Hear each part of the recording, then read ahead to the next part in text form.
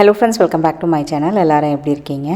எங்களுக்கு இந்த வாரத்துலேருந்து spring break start ஆகிடுச்சு. இன்றைக்கி ஞாயிற்றுக்கிழமை காலையில் எழுந்திரிச்சோடனே வேலை ஸ்டார்ட் பண்ணிட்டேன். நான் க்ளீனிங் வேலை.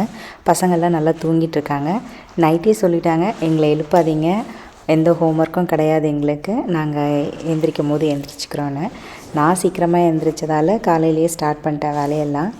ஸ்கூல் இருக்கும் போது அலாம் அடித்த பிறகு தான் எழுந்திரிச்சு வேலையெல்லாம் ஸ்டார்ட் பண்ணுவேன். ஆனால் இன்றைக்கி 4 மணிக்கே எழுந்திரிச்சிட்டேங்க. என்ன பண்ணுறதுன்னு தெரியல. எழுந்திரிச்சி குளிச்சுட்டு சாமி கும்பிட்டுட்டு அதுக்கப்புறம் கிச்சன் க்ளீனிங் ஸ்டார்ட் பண்ணிவிட்டேன். நான் ஃபஸ்ட்டு சத்தம் போடாமல் வேலை பண்ணணும், ஏன்னா எல்லோரும் தூங்கிட்டுருக்காங்க. முதல் வேலையாக கிச்சனில் இருக்க கேபினெட்ஸ் எல்லாம் க்ளீன் பண்ணிடலான்னு, ஏன்னா அதுதான் சத்தம் இல்லாமல் வேலை பண்ண முடியும். எல்லா சாமானும் எடுத்து வச்சுட்டு க்ளீன் பண்ணிவிட்டு எல்லாம் தொடச்சிட்டேன். நான் கேபினெட்ஸ் எல்லாம் தொடச்சிட்டு அதுக்கப்புறம் திருப்பி எல்லாம் ரீஅரேஞ்ச் பண்ணிகிட்ருக்கேன். நான் மோஸ்ட்லி 3வது ரேக்கு நான் யூஸே பண்ண மாட்டேங்க. நான் யூஸ் பண்ணாத பாத்திரங்கள்லாம் அதில் வச்சுருவேன். நான் இப்போ கூட பார்த்திங்கன்னா ஒரு டின்னர் வேர் வச்சுருக்கேன். அதுக்கப்புறம் மிக்ஸி ஜாரெல்லாம் பெருசு நான் யூஸ் பண்ண மாட்டேன், அதெல்லாம் தூக்கி மேலே வச்சுருவேன். நான் செவுத்தில் கொஞ்சம் கரை இருக்குது, அதால் பெயிண்ட் பண்ணிகிட்ருக்கேங்க. இந்த பெயிண்ட் எப்போல்லாம் நாங்கள் கம்ப்ளைண்ட் பண்ணுறோமோ அவங்க வேலை பண்ணிட்டு போவாங்க இல்லையா, அப்போ கொஞ்சம் இருக்கும், எங்களுக்கு கொடுத்துட்டு போவாங்க. அதை இந்த குளோரெக்ஸ் பாக்ஸில் ஊற்றி வைப்பேன். அது எப்போல்லாம் எனக்கு தேவைப்படுதோ அப்போல்லாம் எங்கெல்லாம் கரையாக இருக்கோ அங்கெல்லாம் அடித்து விட்ருவேன் நான் பெயிண்ட்டை. அதுக்கப்புறம் மெயினாக இந்த ஸ்டவ்வை நகர்த்திட்டு க்ளீன் பண்ணுற வேலை தான். ஒரு 2 வாரம் ஆச்சு, அவ்வளோ குப்பை இருந்தது. மெயினாக பெருக்கிறது கூட பெருக்கிடுவேங்க நான். ஆனால் அந்த தண்ணி வச்சு துடைக்கிறது தான் எனக்கு ரொம்ப பயம் கரண்ட்டில். ஏன்னா ஒரு சின்ன வயசில் எனக்கு ஒரு வாட்டி ஷாக் அடிச்சது. 2 நாளுமே எனக்கு ரொம்ப பயம், பக்கமே போக மாட்டேன், நான் யாரையும் விட மாட்டேன். அதால் நானே பண்ணுறேன். இந்த ஸ்டவ் இழுத்து வேலை பண்ணிகிட்டு இருக்கும் போது என்னோடய ஹஸ்பண்ட் எழுந்திரிச்சிட்டாருங்க. அவர் க்ளீன் பண்ணுறேன்னாரு. நான் இல்லை, நானே பண்ணிடுறேன்னு. ஏன்னா இது ஹை வோல்டேஜ், இங்கே பார்த்து பண்ணணும். பேச்சு வாக்கில் ஏதாவது பேசிட்டு கைகி வச்சிட்டோன்னு வச்சிங்களேன், இது அந்த ப்ளக்கெல்லாம் இழுத்துட்டோம்னா ஷாக் அடிச்சிடும். கிச்சன் வேலை முடிஞ்சதுங்க. அடுத்தது எங்களோட பெட்ரூம் தான் நான் க்ளீன் பண்ணணும். பசங்க இன்னும் எழுந்திரிச்ச பிறகு அவங்கக்கிட்ட பிரேக்ஃபாஸ்ட் என்ன வேணும்னு கேட்டுட்டு தான் நான் எப்போதும் சமைக்கிறது. அதனால் நான் ஃபஸ்ட்டு பெட்ரூமை க்ளீன் பண்ணிடலான்னு வந்துட்டேன். நான் இந்த கம்ஃபர்டர் பார்த்திங்கன்னா காட்டன் கம்ஃபர்டர். இது ஒரு வாஷ் ஆகிடும், ஒரு வாஷில் நல்லா வாஷ் ஆகிடும். ஆனால் ட்ரை பண்ணுறது மட்டும் 2 வாட்டி ட்ரை பண்ணுற மாதிரி இருக்கும்.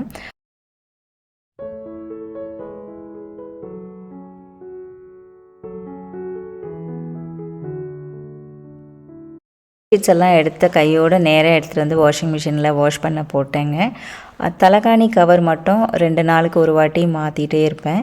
பெட்ஷீட்ஸ் வீக்லி ஒன்ஸ் மாற்றுவேன். ஆனால் பசங்க ரூமில் மட்டும் பெட்ஷீட் வாரத்தில் 2 வாட்டி மாற்றிடுவேன். நான் 3 நாளைக்கு ஒரு வாட்டி, 4 நாளைக்கு ஒரு வாட்டி அதை மாதிரி மாற்றி விட்ருவேன் பசங்க ரூமில். எங்கள் ரூமில் மட்டும் வாரத்தில் ஒரு வாட்டி தான் நான் மாற்றுறது. தலகாணி கவர் 3 நாளைக்கு ஒரு வாட்டி மாற்றுவோம் நாங்கள். கவர் தலகாணி கவரும் பார்த்திங்கன்னா ஒருத்தருக்கு ஒரு கலராக இருக்கும். இந்த மேட்ரஸ் நான் JCPenneyல வாங்கினோம். ஒரு மேட்ரஸ் $1500. பசங்களுக்கும் பார்த்திங்கன்னா இதே மாதிரி தான், அது கிங் சைஸ் தான் பசங்க ரூம்லேயும் போட்டிருக்கேன் நான். அதுவும் 1500, மொத்தமே 3000 ஆச்சு. வீட்டுக்கே எடுத்துகிட்டு அவங்களே கொடுத்துட்டாங்க. ஆக்சுவலி பேக் பெயின் எதுவுமே இல்லை. நான் இப்போ பார்த்திங்கன்னா என்னோடய பொண்ணு காலேஜுக்கு கூட அவங்களுக்கு ஆன்லைனில் JCPenneyல தான் வாங்கலான் இருக்கேன். இந்த பியூட்டி ரெஸ்ட் தான் வாங்கலான் இருக்கேன். $800 வருது ட்வின்னு. நாங்கள் என்ன பண்ணுவோம்னா ஒரு மாதத்துக்கு ஒரு வாட்டி இந்த மேட்ரஸை ரொட்டேட் பண்ணி விடுவோம். 180 டிகிரிக்கு மாற்றி மாற்றி விடுவோம். நான் 5 இயர்ஸ் ஆகுது வாங்கி. இது வரைக்கும் பெட்டில் ஒரு பள்ளமும் இல்லை. உங்களுக்கு தான் பண்ணுவோம். பசங்க ரூம்லேயும் பார்த்திங்கன்னா அப்போ மாற்றி விடுவோம் மாதத்துக்கு ஒரு வாட்டி. முதல்ல சின்னதாக இருக்கும்போது நாங்கள் பண்ணிகிட்டு இருந்தோம். இப்போ என்ன பெருசாகிட்டாங்களே, அவங்களே பண்ணிப்பாங்க, 2 பேரும் சேர்ந்து பண்ணிடுவாங்க. ஷீட்டு மாற்றுறது எல்லாமே பசங்க இண்டிவிஜுவலாக அவங்களே பண்ணிப்பாங்க. பெட்ஷீட்டும் பில்லோ கவராக கொடுத்துட்டோன்னா அவங்க 2 பேரும் போட்டுப்பாங்க. கிச்சனில் எல்லாமே எடுத்து வச்சது திருப்பி ரீசெட் பண்ணிகிட்ருக்கேங்க. கத்தி எப்போதுமே என்னோடய லெஃப்ட் ஹேண்ட் சைடில் தான் நான் வைப்பேன், ரைட் ஹேண்ட் சைடில் வைக்க மாட்டேன். ஏன்னா எங்கள் படிக்கட்டு மேலே ஏறி வந்த உடனேயே கிச்சன் எனக்கு தெரியும். எதிர்த்தாப்புலேயே ரைட் ஹேண்ட் சைடில் வச்சோம்னா எதிர்க்கே இருக்கும் கத்தி. எங்கள் பாட்டி சின்ன வயசில் சொன்னது எனக்கு ஞாபகம் இருக்குது. கத்தி எப்போவும் வீட்டுக்கு என்ட்ரன்ஸில், அதாவது யாராவது வராங்கன்னா அவங்க கண்ணில் படுற மாதிரி வைக்கக்கூடாது கத்தியை. எப்போதுமே சிங்கிளாக இருந்ததுன்னா அதை மீன்ஸ் ஒத்த கத்தியாக இருந்ததுன்னா அதை ட்ராவில் எங்கன்னா வைக்கணும், மறைச்சி வைக்கணும்னு சொல்லுவாங்க. அதால் நான் எப்போதுமே எந்த அப்பார்ட்மெண்ட் மூவ் ஆனாலும் கத்தி நைஃப் செட்டை என்னோடய லெஃப்ட் ஹேண்ட் சைடில் தான் வைப்பேன் நான். அது என்னென்னு ஏன் சொன்னாங்க, எதுக்கு சொன்னாங்கன்னு எனக்கு தெரியல. எல்லா வேலையும் கிச்சனில் முடிஞ்சுதுன்னு நினச்சேன் நான். ஆனால் பார்த்திங்கன்னா இந்த சைடு நான் க்ளீன் பண்ண மறந்துட்டுருக்கேன். உள்ளெல்லாம் க்ளீன் பண்ணிட்டேன், வெளியே துடைக்கல. அதை தான் இப்போ எடுத்து துடைச்சிட்ருக்கேன். பசங்க ஒருத்தராக எழுந்திரிச்சு வந்துட்டுருக்காங்க. வந்தோடனே சின்னவங்க கேட்டாங்க என்ன பிரேக்ஃபாஸ்ட்டுன்னு. நான் சொன்னேன் நான் எதுவும் பண்ணலை, உங்களுக்கு என்ன வேணுமோ சொல்லுங்கள் நான் பண்ணித்தரேன்னு. அதுக்குள்ளே அக்காவும் தங்கச்சியும் பேசிகிட்ருக்காங்க, டிசைட் பண்ணிவிட்டு வந்து சொல்லுவாங்க.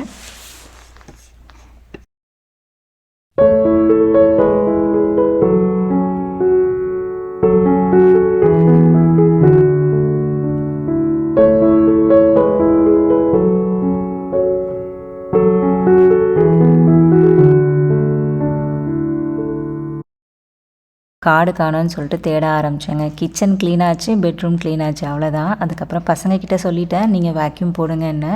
அதுக்கப்புறம் கார்டு தேட ஆரம்பித்தோம் பாருங்கள். ஃபுல் டே போச்சு, கார்டு கிடைக்கவே இல்லை. அதுக்குள்ளே கால் பண்ணி பிளாக் பண்ணிட்டாரு.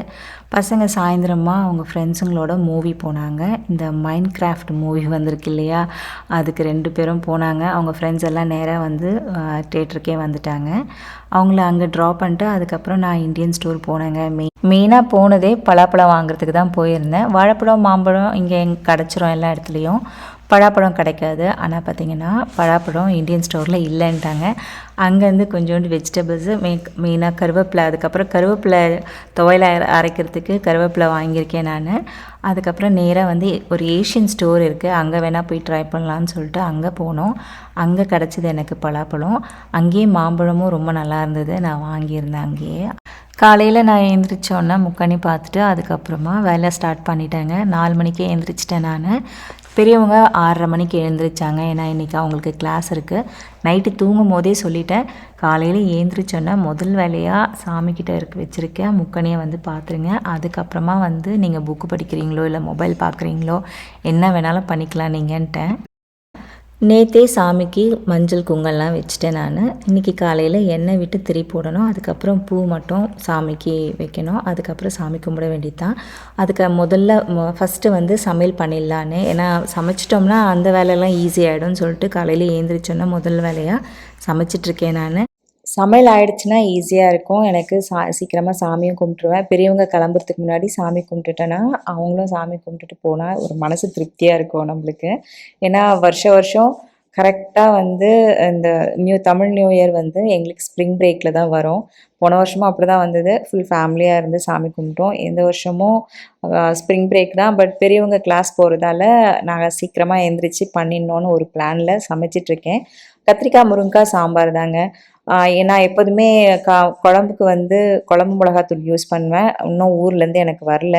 அம்மா எல்லாம் அரைச்சி ரெடியாக தான் வச்சுருக்காங்க. நான் தான் ஒரு 2-3 புடவைங்கள்லாம் ஆர்டர் பண்ணியிருந்தேன் ஆன்லைனில்.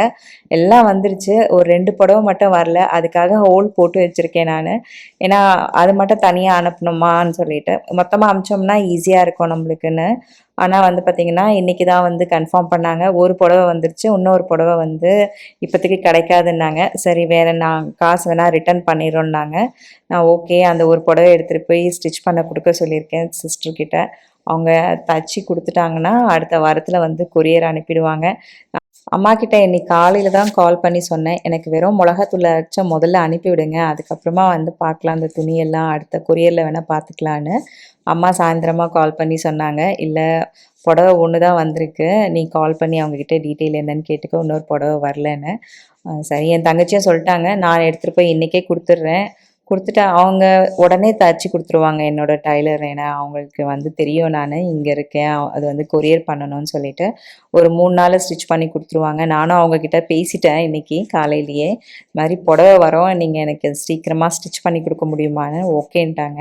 எனக்கு வந்து தைக்கிற பிரச்சனை கிடையாது, ஏன்னா என்னோடய டைலர்கிட்ட என்னோடய மெஷர்மெண்ட் எல்லாம் இருக்கும். நான் புடவை வந்தோடனே அதை எடுத்துகிட்டு போய் அம்மா கொடுக்கணும், கொடுத்துட்டாங்கன்னா அவங்க உடனே எனக்கு தைச்சி 2-3 நாளில் கொடுத்துருவாங்க. இந்த தீபாவளி டைமு அதுக்கப்புறம் வந்து பொங்கல் டைமில் தான் கொஞ்சம் லேட் ஆகும். பொங்கல்னா கூட அவங்க கொடுத்துருவாங்க எனக்கு, தீபாவளி டைமில் மட்டும்தான் லேட் ஆகும். 1 மாதத்துக்கு முன்னாடி எனக்கு கொடுத்துட சொல்லுவாங்க.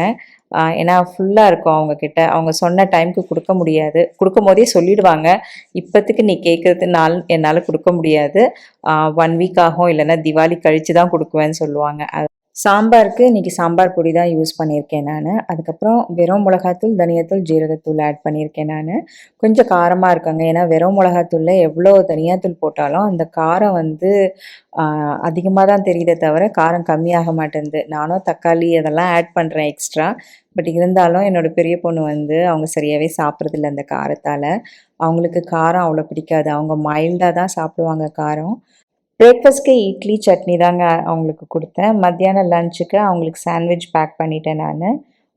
ஏன்னா சாயந்தரம் வந்து சாப்பிடுவேன்னு சொல்லிட்டாங்க. இந்தியன் ஃபுட்டு அவங்க ஸ்கூலுக்கு எடுத்துகிட்டு போமாட்டாங்க. 2 பசங்களுமே எடுத்துகிட்டு போமாட்டாங்க. அவங்களுக்கு மோஸ்ட்லி வந்து பார்த்திங்கன்னா, நான் வந்து சாண்ட்விச்சஸ், அதுக்கப்புறம் வந்து சப்பாத்தில ரோல் பண்ணி குடுத்துறது, அத மாதிரி ஐட்டம் தான். ஸ்நாக் ஐட்டம்ஸ் நெறைய குடுத்துருவேன் நானு. வீட்ல வந்து லஞ்ச் சாப்பிட்ருவாங்க அவங்க. அதே மாதிரி இன்னைக்கு நான் அதான் சொன்னேன் 4:00 வரப்போறேன், லஞ்ச் எடுத்துகிட்டு பாத்திரங்க 2 விதமா வச்சுருக்கேங்க. ஒன்று வெஜிடேரியனுக்கு தனியாக வச்சுருக்கேன், நான்வெஜ்க்கு தனியாக வச்சுருக்கிறது. அதே மாதிரி கேஸ்ட் அயன்லேயும் வந்து பார்த்திங்கன்னா வடைலாம் போடுறதுக்கு அது தனியாக வச்சுருக்கேன். ஃபிஷ் ஃப்ரை பண்ணுறதுக்கு ஒரு கேஸ்ட் அயன் தனியாக வச்சுருக்கேன். அதில் தான் பண்ணணும். நான் வந்து எங்கேனா வெளியே போகிறேன், வீட்டில் ஏதாவது எக் போடணும், ஆம்லெட் ஏதாவது பண்ணுறாங்கன்னா அதுவும் வந்து அவங்களுக்கு சொல்லிட்டு போகுவேன் நான் பசங்களுக்கு. இந்த ஸ்டீல் பேனில் யூஸ் பண்ணுங்கள், இந்த கேஸ்ட் அயன் யூஸ் பண்ணுங்கள், அது யூஸ் பண்ணாதீங்கன்னு. அடுத்தது வந்து பார்த்திங்கன்னா ஜவ்வரிசி பாயாசம் பண்ண போகிறேன் நான். என்னோடய சின்ன பொண்ணோட ஃபேவரெட் அது ஜவ்வரிசி பாயாசம். சமையல் ஓரளவு முடிஞ்சுதுங்க. சாமி விளக்கில் எண்ணெய் விடணும், திரி மட்டும் போடணும். திரி நான் எப்போதுமே இந்த பஞ்சு திரி தான் யூஸ் பண்ணுவேன் நான். வீட்டிலையே மோஸ்ட்லி பண்ணிவிடுவேன். சில நேரத்தில் அம்மா இந்தியாவிலேருந்து வாங்கி அனுப்புவாங்க. வாங்கி அனுப்பிச்சாங்கன்னா கிட்டத்தட்ட எனக்கு 1 வருஷம் வரும் அது. இப்போ ஆயிடுத்து, ஏன்னா கொரியர் வந்து 1 வருஷத்துக்கு மேலே ஆகுது எனக்கு எதுவுமே.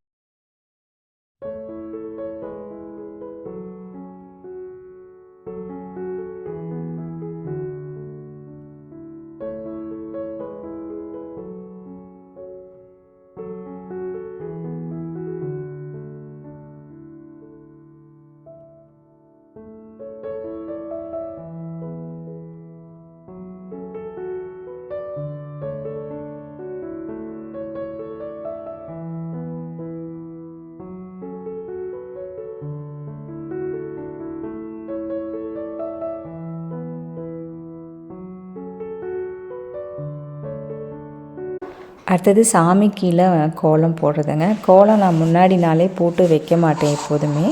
எப்போ சாமி கும்பிட்றனோ அப்போ தான் கோலம் போட்டு வைக்கிறது வழக்கம் நான். அது என்னவோ எனக்கு நைட்டே போட்டு வைக்கிறது எனக்கு பிடிக்காது, சாமிக்கிட்ட மட்டும். அதே வீட்டு வாசல்லையும் வந்து பார்த்திங்கன்னா காலையில் தான் கோலம் போடுறது பிடிக்கும். கோலம் போடுறது எனக்கு ரொம்ப பிடிக்கும். இந்த கோலம் நான் கற்றுக்கிது வந்து 12th கிரேடில் கற்றுக்கினேன்.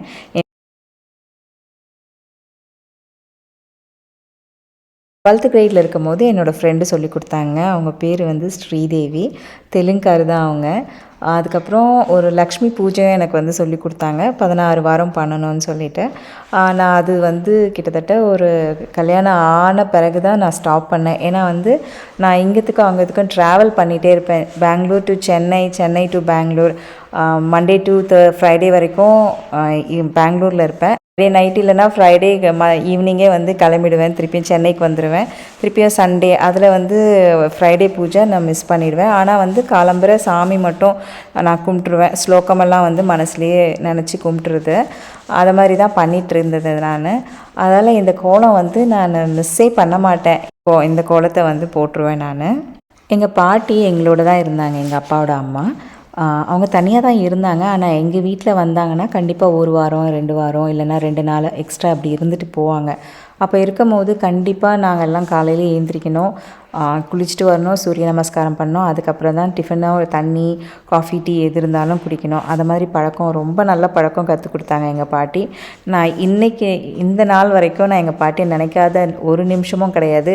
கண்டிப்பாக ஒரு நாளைக்கு ஒரு 10 வாட்டியாச்சும் நான் வந்து எங்கள் பாட்டியை நினச்சிருவேன். எந்த வேலை பண்ணாலும் இது எப்படி பண்ணாங்க நம்ம பாட்டி, இது எப்படி ஏஞ்சோன்னே என்ன பண்ணுவாங்க, ஏஞ்சோன்னே என்ன பண்ண சொல்லுவாங்க, அதெல்லாம் தான் யோசனை பண்ணிவிட்டு நான் பண்ணுறது.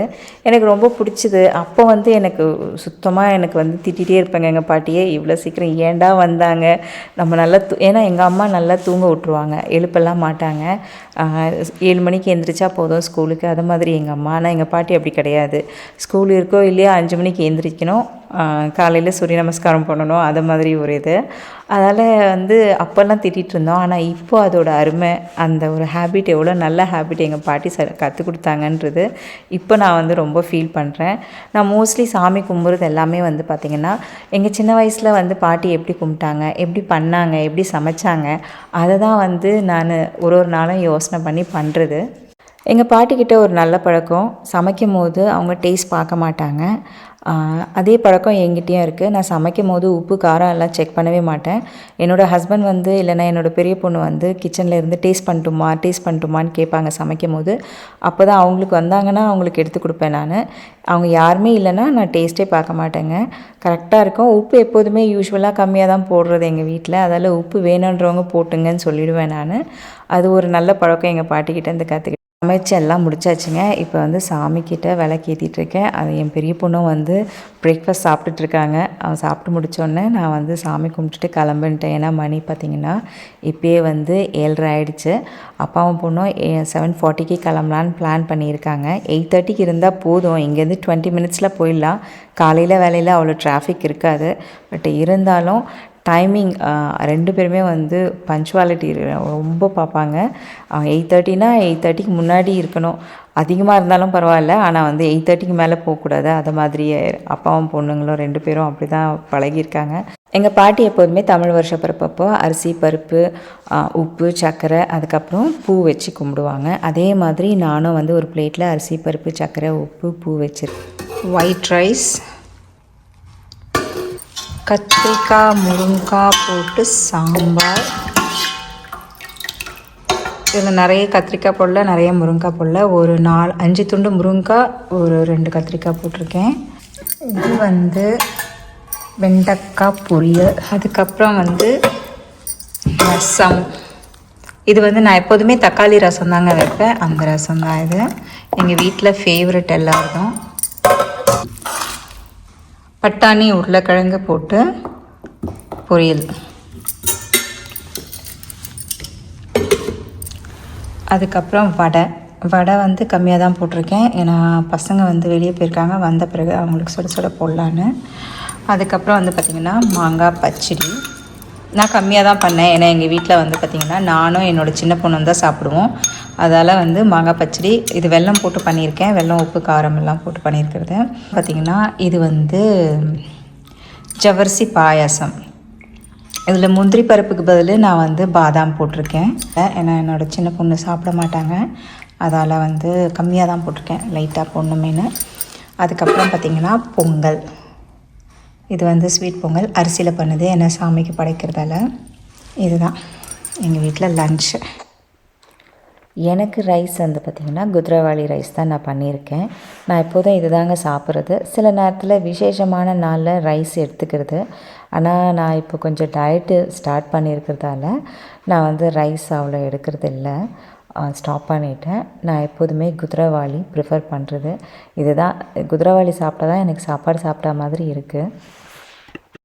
என் பேக் எடுத்துகிட்டு வரல. நான் வண்டி ஓட்டினா இன்சூரன்ஸ் கார்டு பேக்கில் இருந்து, ஐடி கார்டு வந்து பேக்கில் இருக்குது. என்னோடய ஹஸ்பண்ட் தான் ஓட்டுறாரு. ஏன்னா லேட் ஆகிடுச்சு. நாங்கள் கிளம்புறது வந்து அவங்களுக்கு 4 o'clock விடுறாங்க. 4 o'clock ஷார்ப்பாக இருக்கணும்னு சொன்னாங்க. டிராஃபிக் இல்லைன்னா 20 மினிட்ஸில் போயிடலாம். டிராஃபிக்கால் ஒரு 25 நிமிஷம் ஆகிடுச்சு. கரெக்டாக 4:01க்கெல்லாம் போய் ரீச் ஆகிட்டோம். பிக்கப் பண்ணிவிட்டு நேராக வீட்டுக்கு வந்துட்டேன். வீட்டுக்கு வந்தோடனே சாப்பிடுன்னா சாப்பிடல. நான் சாயந்தரமாக சாப்பிட்டுக்கிறேன், டின்னர் சாப்பிட்டுக்கிறேன்னாங்க. சரி நான் சொல்லிவிட்டு நான் ஜிம்முக்கு கிளம்பிட்டேங்க. ஏன்னா கொஞ்சம் நேரம் அப்படி உக்காந்தோன்னு நினச்சிங்களேன், அப்புறம் ஜிம் போகிறதே முடியாது, மிஸ் ஆகிடும் இன்றைக்கி. ஏன்னா மத்தியானம் நல்லா சாப்பாடு சாப்பிட்டேன் நான். அதனால் ஜிம்முக்குள்ளே போய் ஒரு 1 hour எக்ஸசைஸ் பண்ணேன் இன்றைக்கி. வாட்ச் கூட நான் கட்டல. அங்கே போன பிறகு தான் எனக்கே ஞாபகம் வந்தது வாட்ச் கட்டிட்டு வரலையேன்னு. பரவாயில்ல, ஏன்னா வந்து கலோரி எவ்வளோ பேர்ன் ஆச்சு என்ன ஆச்சுன்னு எனக்கு சுத்தமாக தெரியாது. இன்றைக்கி ரொம்ப ரிலாக்ஸ்டாக இருந்தது. எதுவுமே டென்ஷன் இல்லாமல் பண்ணேன் நான். இல்லைனா வாட்சில் பார்த்துட்டே இருப்பேன் 500 கலோரி பேர்ன் பண்ணுமா இல்லையான்னு சொல்லிட்டேன். ஓகே ஃப்ரெண்ட்ஸ், இந்த வீடியோ நான் இங்கேயே முடிச்சுக்கிறேன். இந்த வீடியோ உங்களுக்கு பிடிச்சிருந்தா லைக் பண்ணுங்கள், ஷேர் பண்ணுங்கள் அண்ட் சப்ஸ்கிரைப் பண்ணுங்கள். மறக்காமல் பக்கத்தில் இருக்க பெல் ஐக்கனை கிளிக் பண்ணுங்கள். அடுத்த வீடியோவில் பார்ப்போம். பாய்.